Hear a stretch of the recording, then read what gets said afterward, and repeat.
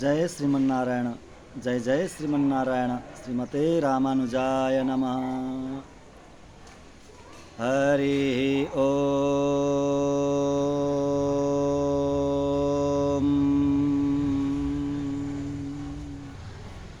ओम अस्मद्गुरुभ्यो नमः।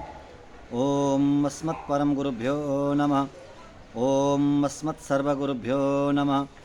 श्रीमते रामानुजाय नमः। लक्ष्मीनाथसमारम्भां नाथयामुनमध्यमाम् अस्मदाचार्यपर्यन्तां वन्दे गुरुपरम्पराम्। काश्यपान्मयसञ्जातं नारायणपदाश्रितं श्रीमन्नारायणं वन्दे यतीश्वरश्रियाजुषं।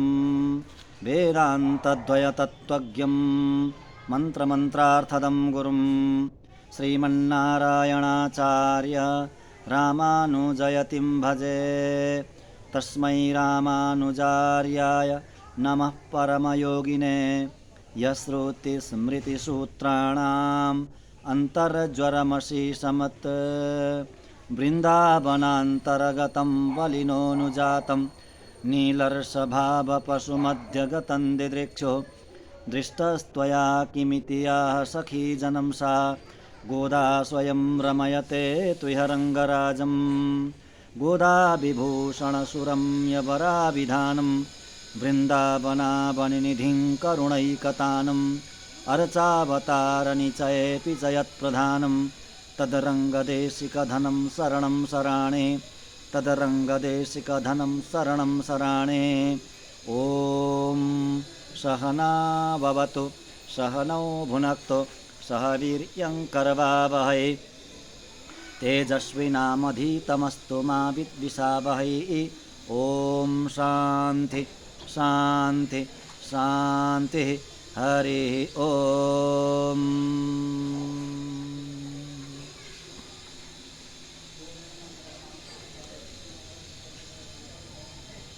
अखिलकोटि ब्रह्माण्ड नायक अकारण करुणा वरुणालय भक्तवांछा कल्पतरु शरणागत वत्सल भक्तवत्सल परब्रह्म परमात्मा श्रीपति भगवान श्री लक्ष्मी नारायण का अत्यंत महती कृपा कटाक्ष द्वारा हामी भगवान को त्यो अत्यंत गोपनीय मार्ग मोक्ष को मार्ग ब्रह्म सायुज्य को मार्ग भगवान श्रीमन्नारायणकै मार्ग अर्चिरादि मार्ग को श्रवण गर्दैछौँ। हामीले सुरुदेखि 12औं एपिसोडसम्ममा धेरै कुराहरू श्रवण गरिसक्यौँ। यथाधि यथामति भगवानको अत्यन्त पावन सङ्कल्पले अब कमसेकम 2 एपिसोड बाँकी रहला अर्चिरादि मार्गको हामी श्रवण गर्दै जानेछौँ। यो मार्ग भनेको अत्यन्तै शास्त्रमा पनि गोप्य रहेको मार्ग हो। उपनिषदमा वर्णन छ, वेदमै पनि वर्णन छ। कठोपनिषद, मण्डुकोपनिषद, छान्दोग्य उपनिषद आदि उपनिषदहरूमा वर्णित यो मार्ग हो। अनि पुराणहरूमा पनि यसको वर्णन पाइन्छ। गीतामा प्रष्टै भगवानले 8औं अध्यायमा यसको वर्णन गर्नुभएको छ। 2टा मार्ग, धूम मार्ग र देव मार्ग भनेर, अर्चिरादि मार्ग भनेर। शुक्ले कृष्णे गति हेते जगत शाश्वते मते भनेर भगवानले भन्नुभएको छ।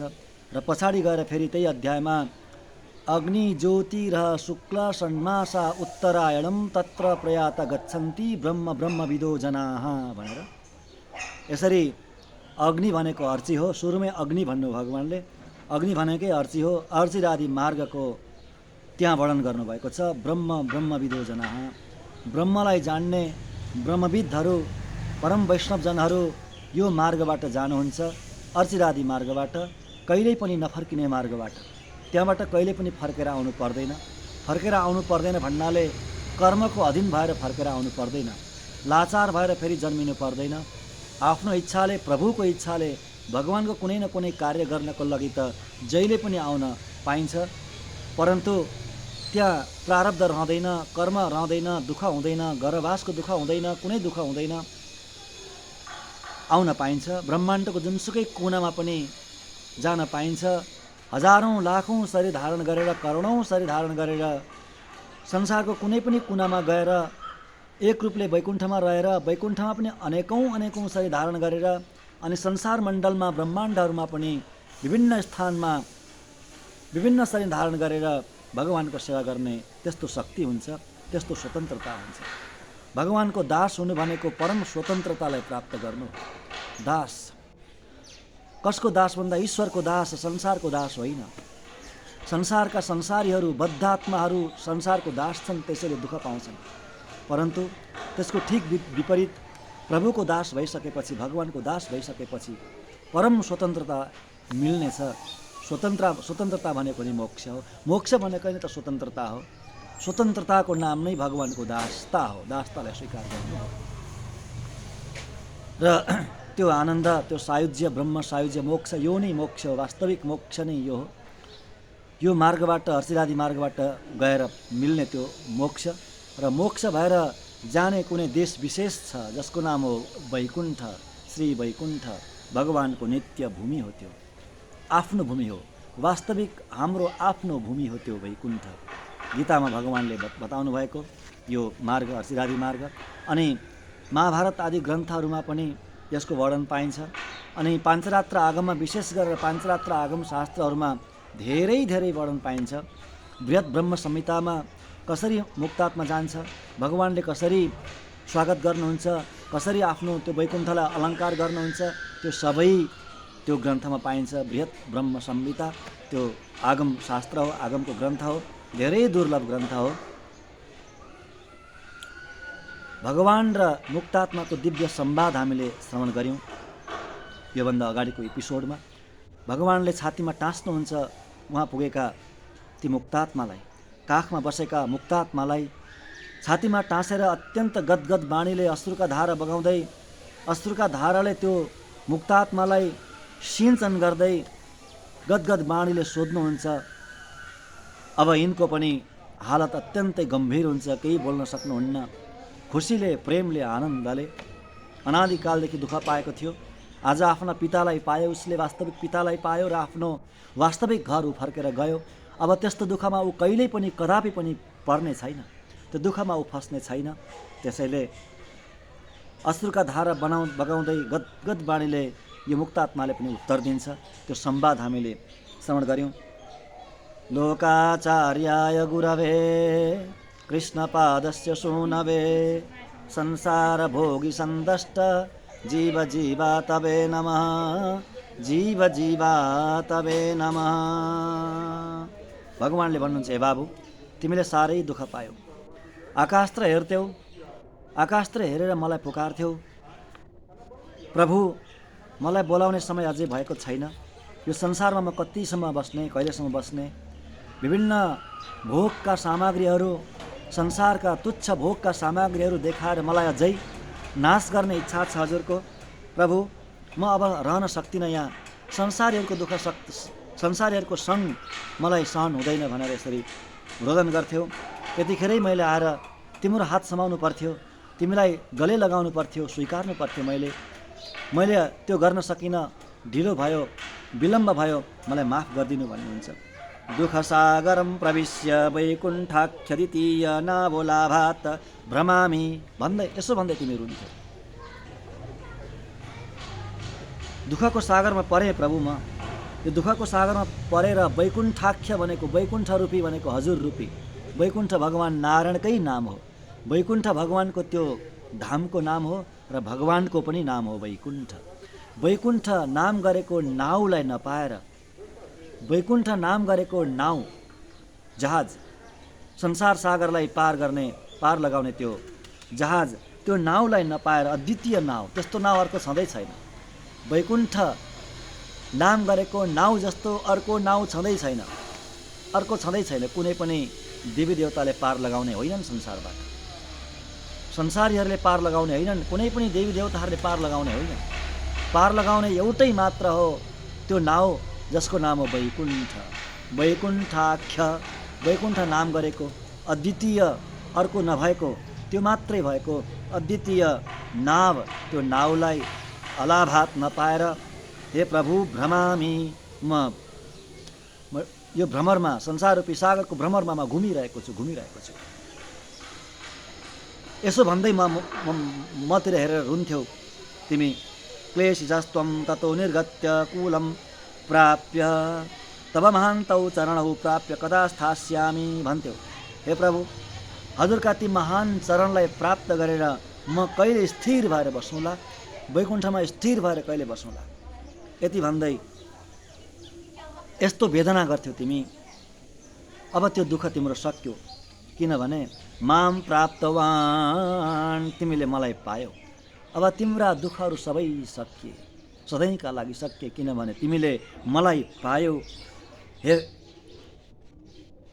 प्यारा, हे मेरा प्यारा, अन्त अन्त प्राण विशुष्य विशुष्य, वास्तवमा तिमीलाई पाएर म आज अत्यन्तै आनन्दित भएको छु। मेरो पीडा सक्यो, मेरो ताप सक्यो, म अति नै शीतल भएको छु आज। मेरो वास्तवमा अन्तःकरण सुख थियो, मेरो प्राण सुख थियो, मेरो ओठ तालु सबै सुख थियो तिमीलाई सम्झिँदाखेरि। तिमी मेरा आफ्ना प्यारा सन्तान संसारमा यसरी दुःख पायो, तिमीलाई सम्झिँदा म असाध्यै विवल हुन्थेँ। आज वास्तवमा त्यो मेरो दुःख सकियो। ताप निवृत्तिर यथा स्यात् तथा मिलित्वा शीतलो भू, मिलित्वा तिमीसँग मिलेर आज म अत्यन्त शीतल बनेको छु। मेरो अन्तःकरण मेरो शीतल भयो, मेरो प्राण पनि शीतल भयो। आज मेरो ताप सक्यो, ताप निवृत्ति भयो। अस्माकं दृष्ट्यादि व्यापार सफला अभुवन्, वास्तवमा मैले जगतको सृष्टि गरेको पनि आजै सफल भयो। जगत व्यापार भनेको सृष्टि स्थिति प्रलय हो। भगवानको जगत व्यापार सृष्टि स्थिति प्रलय। जगतको व्यापार गर्ने त भगवान मात्रै हो, हामी होइन। आत्माले चेतनले जगतको व्यापार गर्ने नै होइन। चेतनले के गर्ने हो? चेतनले भगवत व्यापार गर्ने हो। भगवत व्यापार सुरुमा पहिलो एपिसोडमा, लगभग दोस्रो एपिसोडमा हामीले श्रवण गरेका छौँ। यो अर्थिरादि मार्गको पहिलो प्रकरणमै त्यो आएको छ।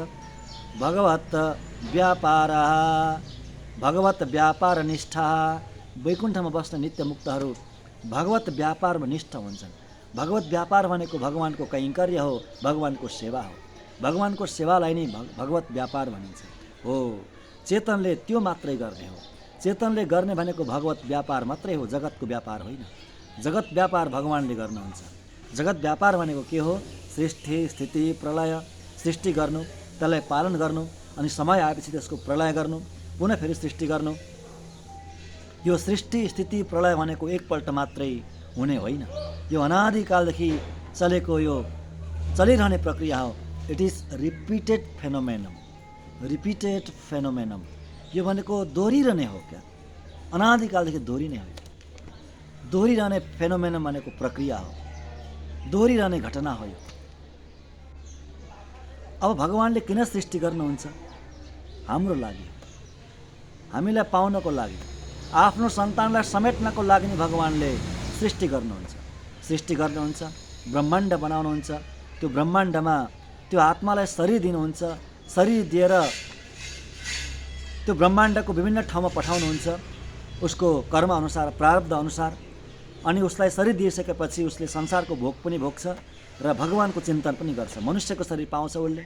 मनुष्यको शरीर पाइसकेपछि भगवत चिन्तन गर्छ। मनुष्यको शरीरले मात्रै भगवत चिन्तन सम्भव हुन्छ। त्यसैले भगवानले सृष्टि गर्नुहुन्छ। मनुष्यको शरीर दिएर त्यो चेतनलाई आफ्नो बनाउनको लागि, आफूसँग लानको लागि, आफ्नो सन्तान लानको लागि भगवानले सृष्टि गर्नुभएको हो। त्यसैले आज यी मुक्तात्मासँग त्यही भन्नुहुन्छ, मेरो सृष्टि गरेको पनि आजै सफल भयो। तिमी आयो, मेरो जगत व्यापार आज सफल भयो। सफला अभुवन्, प्रणष्टष्ट यथा लाभ, नाश भएको लाभ आज मेरो लाभ नाश भइसकेको थियो, सकिसकेको थियो। त्यो लाभ मैले फेरि पाएँ, पुनः मैले फेरि पाएँ। तिमी हराएका थियौ संसारमा, तिमीलाई मैले पाएँ। अस्माकं अलभ्य लाभ हो जात, आज वास्तवमा मलाई अलभ्य लाभ भएको छ बाबु। अलभ्य लाभ, कहिले पनि मिल्न नसक्ने, कहिले पनि पाउन नसक्ने लाभ, त्यति सजिलै प्राप्त हुन नसक्ने लाभ आज मलाई मिलेको छ। हेर्नु, वास्तवमा मोक्षलाई पाइसकेपछि, मोक्ष दशामा, मुक्तिको दशामा अथवा वैकुण्ठ गइसकेपछि त्यो चेतनलाई आनन्द हुन्छ कि भगवानलाई आनन्द हुन्छ? वैकुण्ठ गइसकेको आत्मालाई आनन्द हुन्छ कि भगवानलाई आनन्द हुन्छ मोक्ष भइसकेपछि? यसको बारेमा धेरै विचार गर्नुभएको छ ज्ञानीहरूले। शास्त्रले पनि, यस्तै रहस्यमय शास्त्रले पनि धेरै चिन्तन मनन गरेको छ, हामीले बताएको छ। हेर्नु, मोक्ष भएर गइसकेपछि भगवानलाई जुन आनन्द हुन्छ यो चेतनलाई पाएर, त्यो आत्मालाई पाएर भगवानलाई जुन आनन्द हुन्छ, त्यो आनन्दको अगाडि त्यो चेतनको आनन्द केही पनि होइन, नगण्य हुन्छ, केही पनि होइन। अति नै सानो आनन्द, अति नै तुच्छ आनन्द हो त्यो चेतनको। भगवानलाई त्यति धेरै आनन्द हुन्छ आफ्नो सन्तानलाई पाएर। अब चेतनको आनन्द चाहिँ के हो त? फेरि चरम आनन्द हुन्छ, सीमातीत आनन्द हुन्छ भनेको छ त्यो मोक्षमा। त्यो आनन्द भनेको भगवानको आनन्द नै उसको आनन्द हो, बस। उसको प्राइभेट आफ्नो आनन्द केही पनि छैन। ईश्वरको आनन्द नै उसको आनन्द हो, बस। त्यसलाई पाएर भगवान कति आनन्दित हुनुहुन्छ त्यो देखेर चेतन आनन्दित हुने हो वैकुण्ठमा। त्यसैले भन्नुहुन्छ अस्माकं अलभ्य लाभो जात। आज अलभ्य लाभ, कहिले पनि मिल्न नसक्ने एउटा अपूर्व लाभ मलाई मिल्यो बाबु, तिमी आयो यहाँ।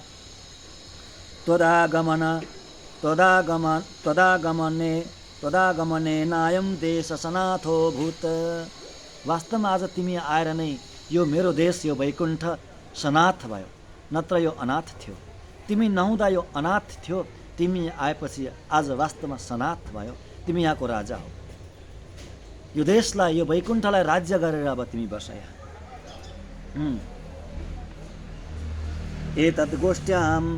एतद्गोष्ठ्याम नायक रत्नवत्त स्थितः। बस यो गोष्ठीको भनेको वैकुण्ठको गोष्ठीको, वैकुण्ठको सभाको, यो मणिमय मण्डप, यो महामणिमय मण्डपको सभाको तिमी नायक बनेर बस्नु, नायक रत्न बनेर बस्नु, यो सभाको अध्यक्ष बनेर तिमीले बस्नु।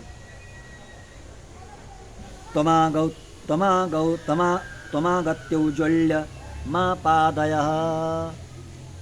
यहाँ तिमी आएर यो सभालाई उज्जवल बनायो, उज्यालो बनाएर बस्छ यो सभालाई, यो वैकुण्ठलाई प्रकाशमान बनाएर बस्छ, उज्यालो बनाएर बस्छ। यति भन्नुहुन्छ। यति भनेर क्रान्त चरणौ खिन्नौ किम। बाबु, तिमीले यति लामो यात्रा गर्यौ, संसारदेखि वैकुण्ठसम्मको यस्तो अत्यन्तै लामो यात्रा तिमीले गर्यौ। यत्रो लामो यात्रा तय गरेर तिमी यहाँ आइपुग्यौ बाबु। तिमी कति थाक्यौ होला, तिम्रा चरण कति थकित भयो होला, कति दुख्यो होला तिम्रा चरण भनेर भगवानले चरण दबाइदिनुहुन्छ। वाह, चरण पो दबाइदिनुहुन्छ भगवानले। क्रान्त चरणौ खिन्नौ किम इति मनोहरै चाटुभिर राद्रयन् मुदा। यस्ता अत्यन्तै मधुर बाणीले आर्द्र बनाउनुहुन्छ त्यो चेतनलाई। आर्द्र अब चेतनको हालत कस्तो होला? भगवानले चरण दबाइदिइसकेपछि, ईश्वरले चरण दबाइदिइसकेपछि चेतनको स्थिति कस्तो होला? यिनको भाव कस्तो होला? बाणी आउँदैन, अश्रुका धारा बगेका छन्, गदगद भएको छ बाणी। आर्द्र बनाइदिनुहुन्छ, भिजाइदिनुहुन्छ। यसरी प्रेमले भिजाइदिनुहुन्छ, दयाले, करुणाले आर्द्र बनाइदिनुहुन्छ, भिजाइदिनुहुन्छ। बन्दीवत स्तुत्वा। स्तुति गर्नुहुन्छ प्रभुले यी चेतनको, वहाँ पुगेका यी चेतनको, भगवानको काखमा बसेका, भगवानको छातीमा टाँसिएका यी चेतनको स्तुति गर्नुहुन्छ। बन्दीहरूले स्तुति गरे जस्तै। बन्दी मागध नाम गरेका ती विशेष जातिहरू हुन्थे प्राचीन समयमा। राजदरबारमा नियुक्ति गरिन्थ्यो तिनीहरूलाई। उहाँहरूको काम के हो त भन्दा सङ्गीत गाउने, अत्यन्त मधुर गान गर्ने। कसको? राजाको गान गरेर, ती राजाका पुर्खाहरूको यशको गान गरेर बिहान ब्रह्ममुहूर्तमा राजाहरूले उठाउँथे। उनीहरूको त्यो ड्युटी हुन्थ्यो, त्यो पेसा हुन्थ्यो, रोजगारी हुन्थ्यो। तिनीहरूलाई बन्दी मागध भनिन्थ्यो। बन्दी मागधले राजालाई स्तुति गरे जस्तै भगवानले यी चेतनको स्तुति गर्नुहुन्छ, गान गर्नुहुन्छ। बन्दीवत स्तुत्वा ओगमेघ स्वरेण। कस्तो स्वरले? मेघको जस्तो स्वरले, गम्भीर स्वरले, अत्यन्त मधुर गम्भीर स्वरले स्तुति गर्नुहुन्छ। मयूर जसरी आनन्दित हुन्छ मेघलाई देखेर, पानी पर्न आँटेको मेघ देखेर, त्यो आकाशको गर्जन सुनेर मेघ कति आनन्दित हुन्छ, त्यतिखेर माने मयूर कति आनन्दित हुन्छ, मयूरले त्यतिखेर नृत्य गर्छ क्या आफ्नो प्वाख फिजाएर। हो त्यस्तै भगवान्ले पनि आफ्नो अत्यन्त मधुर मेघको जस्तो आवाजले अत्यन्तै आनन्दित आह्लादित बनाइदिनुहुन्छ मयूर जस्तै। सकल दुःख मूल शरीर सम्बन्धेन, हेर्नु अब शरीरको सम्बन्धै रहेन त्यहाँ, शरीर त छ त्यहाँ, परन्तु कस्तो शरीर, भगवान्को जस्तै शरीर छ, दिव्य मङ्गल विग्रह छ, यहाँको त्यो दुख्ने शरीर त्यहाँ छैन, त्यो दुःख त्यो शरीरको सम्बन्धै छैन। त्यसैले चिरकालम दुःखम अनुभूय, चिरकालदेखि अनादिकालदेखि दुःखको अनुभव गरेको थियो उसले, त्यो दुःख सकियो। अब उसले के पाएको छ भन्दा भीषजम, भीषजम, आहा भीषजम उसले पायो। भीषजम भनेको औषधिको नाम हो। भीषजम औषधिलाई पाएको छ। को त औषधि, यहाँ के हो औषधि, भगवान् श्रीमन्नारायण, भगवान् श्रीमन्नारायण औषधि, उहाँ नै औषधि हुनुहुन्छ। शास्त्रमा आएको हुन्छ, शरीरे जर्जरे भूते व्याधिग्रस्ते कलेवरे औषधि जाह्नवी तोयम वैद्यो नारायणो हरिः। जब शरीर जर्जर हुन्छ, वृद्ध अवस्था आउँछ, मरणासन्नको अवस्था आउँछ, अनि व्याधिले ग्रस्त बनाउँछ, त्यतिखेर औषधि के हो त भन्दा औषधि भनेको एउटै हुन्छ, जाह्नवी तोयम भनेको गङ्गाजल अथवा भगवान्को चरणामृत नै वास्तविक औषधि हो। अनि वैद्य को हो त, डक्टर को हो त भन्दा डक्टर नारायण, वैद्य नारायणो हरि, भगवान् श्री हरि नारायण नै वैद्य हुनुहुन्छ र औषधि भनेको भगवान्को चरणामृत नै हो, भगवान्को तीर्थ नै हो। त्यसैले त्यस्ता भीषजम, त्यस्ता औषधिलाई पाएको छ, त्यसैले त्यो दुःख सदा सदाको लागि सकियो। महामणिमण्डपाश्रित्य, महामणिमण्डपमा मण्डपको उसले आश्रय लिइसकेको छ है। अनि विनष्ट सकल दुःखम, समस्त दुःख सकिसकेको छ। कृपा निमग्नम एवं कतरोजम, आज वास्तवमा भगवान्को कृपामा ऊ डुब्की लगाएको छ, भगवान्को दयाको सागरमा डुब्की लगाएको छ, कृपारूपी समुद्रमा डुब्की लगाएको छ उसले। कति आनन्द, आहा भगवान् पनि कति प्रसन्न हुनुहुन्छ। गतरोजम स्नातम पुत्रम दृष्टा पितेव च, भगवान् त पिता हुनुहुन्छ नि है, एउटा मात्रै सन्तान छ, मान्नुहोस् संसारमा एउटा मात्रै सन्तान छ, त्यो सन्तान बिरामी भयो, आफ्नो एउटा मात्रै पुत्र, एउटै मात्रै पुत्र, बुढेसकालको पुत्र, त्यो पनि के हो भन्दा बिरामी भइदियो। कस्तो बिरामी भन्दा अब निको नहुने गरी बिरामी भइदियो है। डक्टरले भन्यो यो निको हुँदैन, निको हुँदैन भनेर डक्टरले भनिदियो। अब हेर्नु त्यतिखेर पिताको स्थिति कस्तो होला, पितालाई कति पीडा होला, पिता मातालाई कति पीडा होला, अत्यन्तै प्यारो पुत्र फेरि, परन्तु अचानक यस्तो मिराकल भइदियो, यस्तो चमत्कार भइदियो, आफै रोग ठिक, आफै रोग ठिक। ती पुत्र उठेर म स्नान गर्छु चिसो पानीले भनेर स्नान गर्न गए, पूर्ण तन्दुरुस्त भएर चिसो पानीमा स्नान गर्न जाँदाखेरि त्यतिखेर पिताजीको हर्ष कस्तो होला, हर्षको पारावार रहन्छ र रहँदैन, कति हर्षित, कति आनन्दित हुनुहुन्छ। भगवान् आज त्यस्तै हुनुभएको छ, संसारको दुःख सकिएर यहाँ आउनुभएका यी चेतनलाई पाएर अनि लोचनाभ्याम पिबन्निव इति, दुईटा नेत्रले कमल नयनले यसरी हेर्नुहुन्छ, ती चेतनलाई यसरी हेर्नुहुन्छ, मानव आँखाले पिउन लाग्नुभयो, आँखाले पिए जस्तो गरेर भगवान्ले हेर्नुहुन्छ। जसरी विभीषणलाई भगवान् रामले हेर्नुभएको थियो, विभीषण भगवान्को शरणमा जानुभयो, रामको शरणमा जानुभयो, लङ्कालाई त्यागेर, राक्षसलाई त्यागेर, रावणलाई त्यागेर, आफ्नो दाजुलाई त्यागेर भगवान् रामको शरणमा जानुभयो, गएर लम्पसार पर्नुभयो, साष्टाङ्ग गर्नुभयो।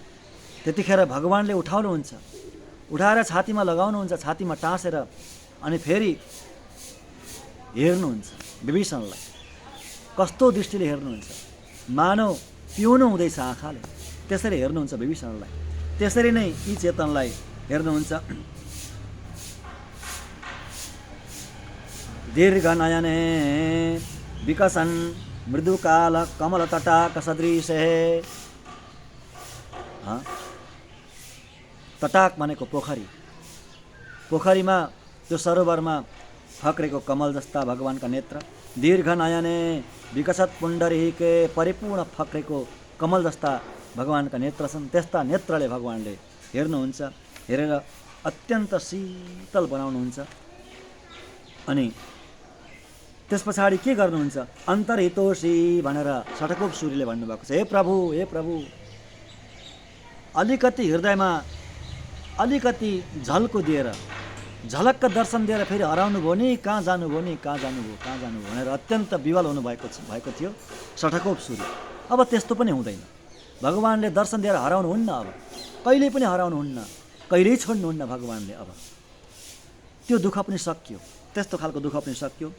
विवृणुते तनुम स्वाम भनेर मुण्डको उपनिषद्ले बताएअनुसार आफ्नो शरीर नै दिनुभएको छ भगवानले। आफ्नो त्यो दिव्य मङ्गल विग्रह सदा सदाको लागि दिनुभएको छ भगवानले। जसरी अनुभव गरे पनि भयो, जसरी अनुभव गरे पनि भयो, छातीमा टाँसे पनि भयो, चुम्बन गरे पनि भयो, प्रभुलाई चाटे पनि भयो, प्रभुलाई आहा भगवानलाई, है भगवानलाई, परब्रह्म परमात्मालाई आलिङ्गन गरे पनि भयो, भगवानलाई चुम्बन गरे पनि भयो, भगवानलाई चाटे पनि भयो, जे गरे पनि आहा आफ्नो शरीर दिनुभयो, छोडिदिनुहुन्छ भगवानले। मलाई जसरी अनुभव गर्नुहुन्छ गर्नुहोस्, अब यसरी छोडिदिनुहुन्छ। त्यसैले यो उपनिषद्को वचन हो, मुण्डको उपनिषद्को, विवृणुते तनुम स्वाम, आफ्नो तनु भनेको आफ्नो शरीरलाई दिनुहुन्छ। दिप्यमानं रूपम दर्शयित्वा, त्यो अत्यन्तै दिदीप्यमान आफ्नो शरीरलाई दर्शन गराउनुहुन्छ। र संश्लिष्य माम न त्यजति, बार बार आलिङ्गन गर्नुहुन्छ भगवानले, बार बार आलिङ्गन गर्नुहुन्छ। आलिङ्गन गरेर अब मलाई कहिले नछोड्नु ल बाबु, अब चाहिँ मलाई छोडेर कहिले नजानु ल बाबु भन्नुहुन्छ। अनि फेरि भगवानले के भन्नुहुन्छ? ओहो, पुनः पुनः आश्लिष्य, फेरि पनि आलिङ्गन गर्नुहुन्छ, बार बार आलिङ्गन गरेर भन्नुहुन्छ। भगवानले मोह हुन्छ, छटपटाउनुहुन्छ भगवान, बाबु तिमी साँच्चै आएको हो, साँच्चै आएको हो बाबु तिमी, मलाई मोह त भएको होइन, मलाई भ्रम त भएको होइन, यो सपना त होइन।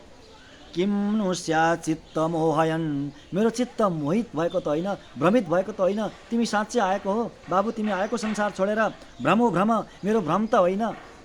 यस्तो चेष्टा गर्नुहुन्छ प्रभुले, यस्तो चेष्टा गर्नुहुन्छ प्रभुले। अत्यन्तै निरतिशय व्यामोहम कृत्वा, अतिशय व्यामोहित बनाएर प्रभुले श्री महालक्ष्म्या हस्ते अर्पयति, महालक्ष्मीको हातमा अर्पण गर्नुहुन्छ, महालक्ष्मीको काखमा राखिदिनुहुन्छ। महालक्ष्मी छेउमै बस्नुभएको छ दायाँ साइडमा, यति गरिसकेर लक्ष्मीको काखमा राखिदिनुहुन्छ भगवानले। आमाको काखमा राखिदिनुहुन्छ, आफ्नै वास्तविक आमा, साँच्चै आमा, संसारमा जन्म दिने आमा। यस्ता आमा हामीले अनादिकालदेखि कति पायौँ, कति हो कति त्यस्तो आमाको, त्यस्तो स्त्रीको गर्भमा हाम्रो बास भयो, परन्तु कोही पनि शाश्वत आमा भएनन्, सबै छुट्दै गए। परन्तु वास्तविक कहिल्यै नछोड्ने आमा भनेको जगत जननी आमा, वैकुण्ठमा बस्ने, भगवानको दायाँ साइडमा बस्ने महालक्ष्मी नै हुनुहुन्छ आमा। लक्ष्मी नारायण वास्तवमा आफ्ना वास्तविक माता पिता हुनुहुन्छ। त्यस्तै आमाको काखमा राखिदिनु भएको छ। हेर्नु, यहाँ लक्ष्मीको कुनै वर्णन नै छैन। लक्ष्मीको अवस्था कस्तो छ, लक्ष्मीको भाव त्यहाँ त्यतिखेर कस्तो हुँदैछ, त्यहाँ वर्णनै गर्नुहुन्न ग्रन्थकारले। केवल भगवानको मात्रै त्यहाँ वर्णन गर्नुहुन्छ। भगवानलाई कस्तो भयो, भगवानसँग के वार्तालाप भयो, त्यो मात्रै वर्णन गर्नुभएको छ। लक्ष्मीजीको केही वर्णन गर्नुभएको छैन। किन वर्णन गर्नु भएन लक्ष्मीजीको? लक्ष्मीजीसँग वार्तालापको कुनै वर्णन गर्नु भएन। लक्ष्मीलाई कस्तो भयो ती आफ्ना सन्तानलाई देख्दा, महालक्ष्मीलाई ती आफ्ना सन्तानलाई देख्दा, भगवानसँग टाँसिएर अश्रुको धारा बगाएको देख्दा चेतनले पनि भगवानले पनि आमालाई कस्तो भयो होला, त्यसको कुनै वर्णन गरेको छैन। किन वर्णन गरेको छैन? किन गर्नु भने वर्णन? किनभने वर्णन गरी साध्य नै छैन। यदि पिताको स्थिति यस्तो छ भने माताको स्थिति कस्तो होला? माताको त स्वभावैले अत्यन्तै कोमल हुन्छ हृदय, करुणा धेरै हुन्छ, दया धेरै हुन्छ। आमाको स्थिति कस्तो होला? त्यो वर्णन गरेर साध्य नभएर ग्रन्थकारले वर्णनै गर्नु भएन। केवल भगवानको मात्रै वर्णन गर्नु भयो। अब लक्ष्मीको काखमा राखिदिनुहुन्छ भगवानले, आमाले काखमा लिनुहुन्छ। अब त्यस पछाडि के हुन्छ, अब वैकुण्ठमा के गर्नुहुन्छ आदि हामी फेरि श्रवण गर्नेछौँ। आज हामीले यहाँसम्मको यात्रा, यो यात्रा त पुरा भइसक्यो। अब अरू केही बताउनुहुन्छ अर्चित आदि मार्गमा हामी अगाडि श्रवण गर्नेछौँ र आजलाई म बिदा हुन्छु। र यो मेरो च्यानल हो केशव स्वामी नाम गरेको च्यानल। हजुरहरूले कृपापूर्वक यसलाई सब्सक्राइब गरिदिनुहोला, लाइक गरिदिनुहोला, कमेन्ट गरिदिनुहोला, सेयर गरिदिनुहोला र सब्सक्राइब चाहिँ अत्यन्तै महत्त्वपूर्ण हो। यसलाई कृपापूर्वक यसलाई गरिदिनुहोला भन्दै आजको एपिसोडबाट म बिदा लिन चाहन्छु। हस्त जय श्रीमन्नारायण, जय जय श्रीमन्नारायण, श्रीमते रामानुजाय नमः। जय।